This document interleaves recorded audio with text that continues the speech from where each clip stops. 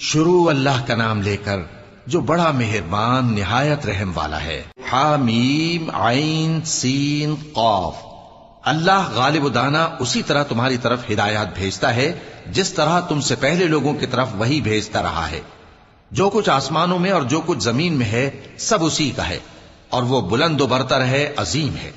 قریب ہے کہ آسمان اوپر سے پھٹ پڑیں اور فرشتے اپنے پروردگار کی تعریف کے ساتھ اس کی تسبیح کرتے رہتے، اور جو لوگ زمین میں ہیں ان کے لیے معافی مانگتے رہتے ہیں۔ سن رکھو کہ اللہ بخشنے والا مہربان ہے۔ اور جن لوگوں نے اس کے سوا کارساز بنا رکھے ہیں اللہ ان پر نگراں ہے اور تم ان پر داروغہ نہیں ہو۔ اور اسی طرح ہم نے تمہارے پاس قرآن عربی بھیجا ہے تاکہ تم اس مرکزی شہر یعنی مکے کے رہنے والوں کو اور جو لوگ اس کے ارد گرد رہتے ہیں ان کو خبردار کرو، اور انہیں قیامت کے دن کا بھی جس میں کچھ شک نہیں خوف دلاؤ۔ اس روز ایک فریق بہشت میں جائے گا اور ایک فریق دوزخ میں، اور اگر اللہ چاہتا تو ان کو یعنی تمام انسانوں کو ایک ہی جماعت کر دیتا، لیکن وہ جس کو چاہتا ہے اپنی رحمت میں داخل کر لیتا ہے، اور ظالموں کا نہ کوئی یار ہوگا اور نہ کوئی مددگار۔